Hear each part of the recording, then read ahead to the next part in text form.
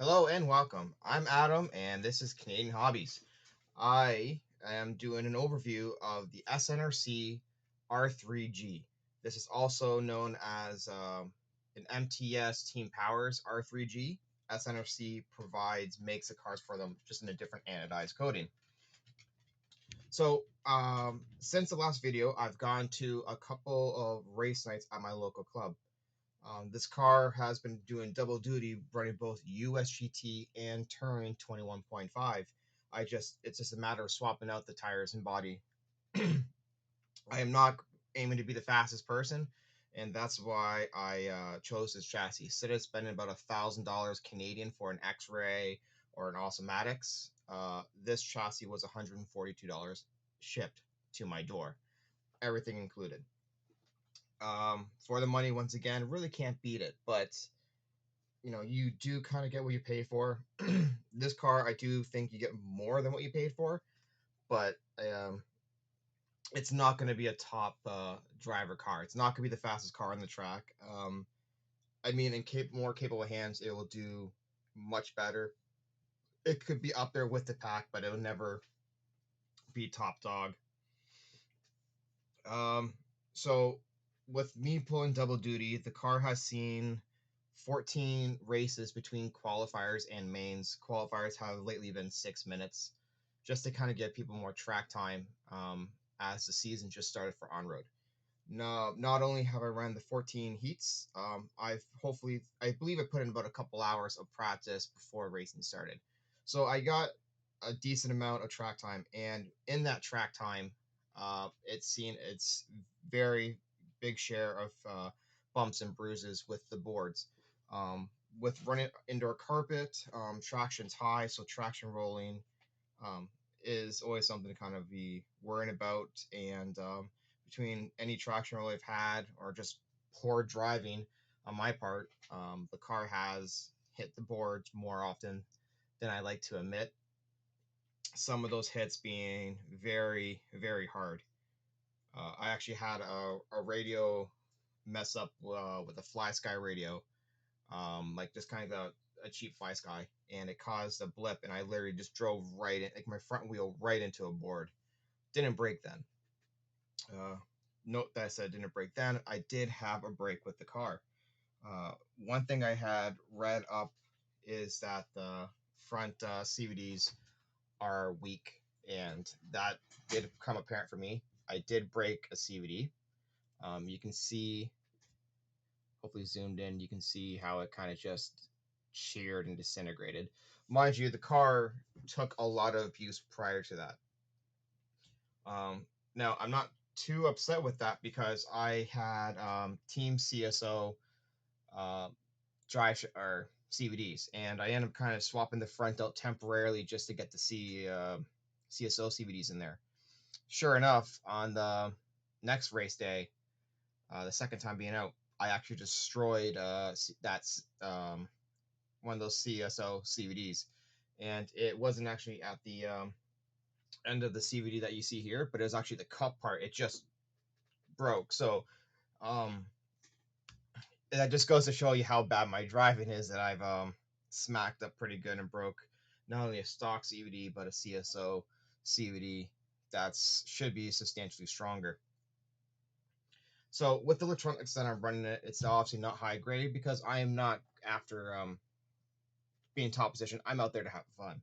So I have a cheap low profile servo. It was like $20 Canadian on AliExpress, where on Amazon it was about $30 Canadian. I have a Trackstar 120 amp speed controller. Good speed controller. I used to run that same kind of speed controller like years ago. It's an older speed controller, but it was under seven. It goes like $70 or so Canadian shipped to my door from Hobby King. It was like on sale clearance for like $50 plus factory and taxes and shipping. Really, I can't complain too much about that. I have a cheap 40 millimeter fan. Actually, it's quite powerful. It's a 2-pack from Amazon, and it was like $6 or $7 for that fan.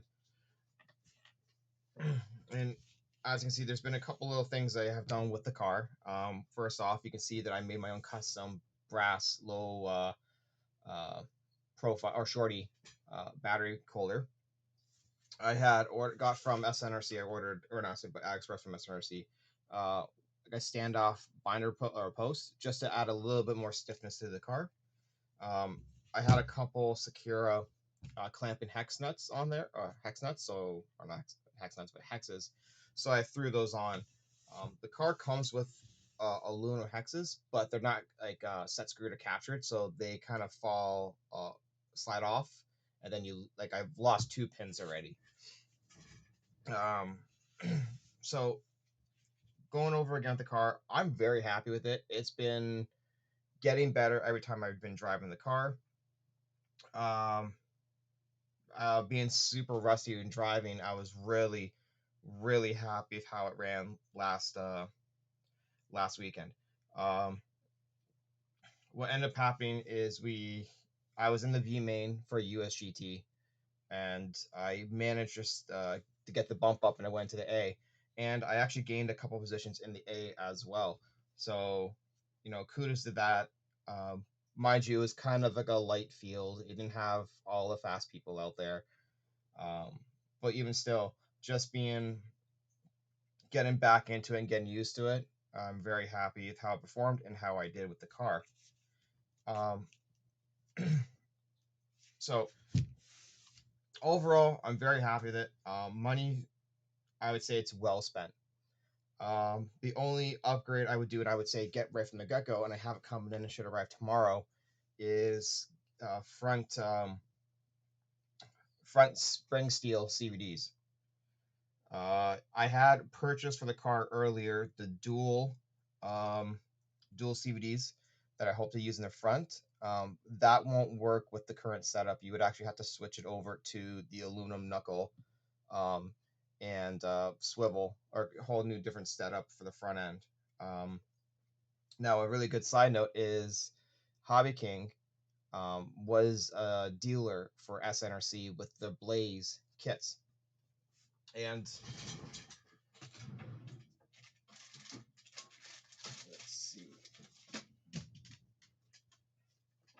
you can even see on the packaging there's a Blaze. A little blurry, I do apologize. But right there it says Blaze, and that was a Hobby King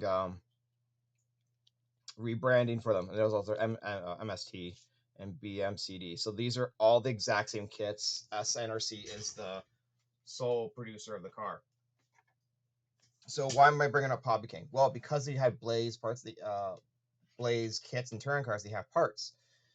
It was more for like the R2G or RT whatever R2 version, but some of those parts are shared with this car, including they had the binder post, which I had got ordered an extra binder post for the center. There's I installed a carbon front brace over the steering. I don't know if you can see that. Probably not. But there's a carbon front brace going across the steering post. Got that.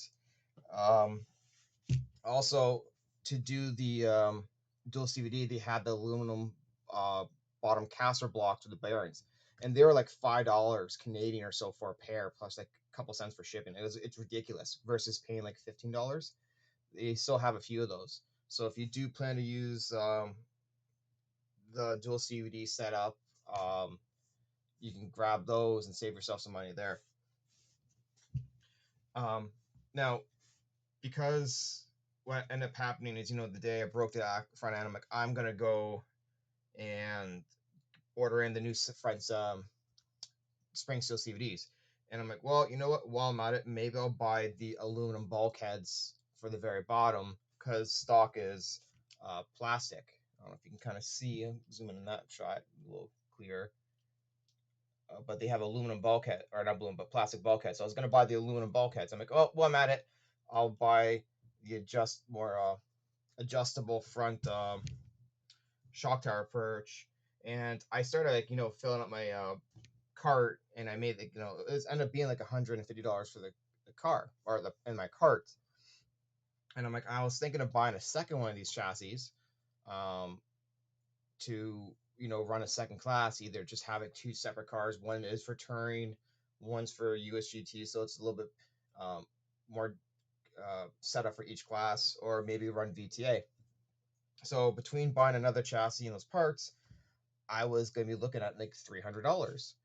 And then I kind of like stopped myself and I thought, well, you know, maybe for that, instead of buying another R3-G and buying all those parts to kind of upgrade it for the same money, and actually ended up being less money, I purchased an R3 Pro. And the R3 Pro had all the upgrades I wanted, plus more. So it already had all the spring steel front and rear CVDs. It has spring steel turnbuckles and yada yada yada. So um, in conclusion, if you do plan to run this car is a great for an entry setup. If someone doesn't want to break the bank, just getting feet wet into running on road. Still definitely a cable car. I'll still keep running because it's good. I would highly recommend, just from the get-go, getting the front spring steel axles, and I'll include the part number, which one to look for to swap in the front front CVDs, because there is like 3 or 4 different CVDs that look similar, but there's one set that is a direct swap for these CVDs that are in the front. And then if you swap out the front CVDs with the spring steel to be stronger, yeah, this front pair is now a spare for the rear. Um, so that's more I can say. So with the car, super happy. It's stronger than I expected to be. I expected to break. I ordered like 4 front arms, and I got like 5 steering knuckles and C hubs. I was expecting to break these parts, and it's holding up fantastic. So you don't have to go so crazy and buying all the spare parts that I did. Oh, sorry, 2 upgrades I would get. The front CVDs, and also you buy the sway bar kit. So like that would be the 2 things I would buy for it, and I wouldn't look at buying any more for that car. If you plan to buy anything else for the car, you might as well go for the R3 Pro. I would skip the R3 Carbon, because the only difference between this R3-G and the Carbon is just the carbon fiber shock tower, or not, yeah, shock towers, the bottom chassis, the top 2 flex plates up top, and then it also has aluminum steering arms instead of the plastic ones. And it's not worth the price difference. It's better to spend a little bit more, like it's like another $80 Canadian more, and get the Pro, and the Pro has everything. So with that being said,